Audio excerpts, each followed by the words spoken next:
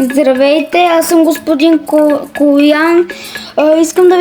Искам да видите най-хубавите лъвове в този зоопарк, защото те са много хубави, но и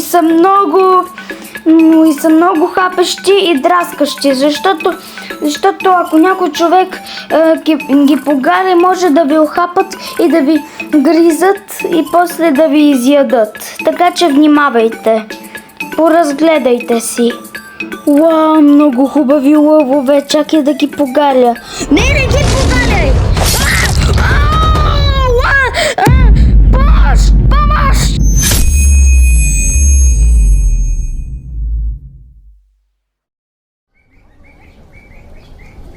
Не, Влади, как можа да умреш? Той не спазват правилата. И какво като не ги спазват? Вие сте донесли много лоши лъвове, които убиват хора. Вие сте ненормалници.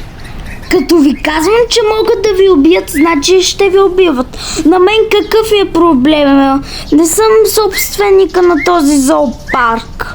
Много мале, аз направо така ще ви отрепам, че цивката ви ще ви се завърти. Знаете ли сега какво трябва да направите? Ти ще ми кажеш аз какво да правя. Спазвайте си правилата и внимавайте. Ако някой погали този лъв, ще бъдете убити. Слушай ме, загубеняк мръсен. Връщай ми парите веднага, иначе ще ти строша мутрата. Добре бе, ще ви върна парите по-късно, когато си разгледате другите животни. Абе, ей тапанар, аз няма да разглеждам тези шибани животни, пак да ме убият и после после вие да сте виновни, ще ви закарам у полицията, бе. Само да кажа, че аз съм полицията. И мога пък аз да ви арестувам. А вие какви сте, бе? Влади беше космонавт, а аз магазинер.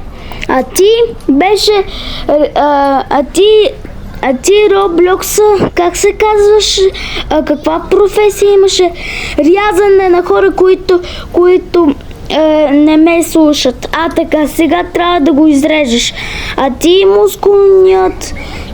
аз работя за миене на риби. Да, за това си имаме такава професия. Това не са никакви професии, бе, простаци! Малето, как ме ядосва. Краят ти дойде, господине! Ау, бе, тапанаш!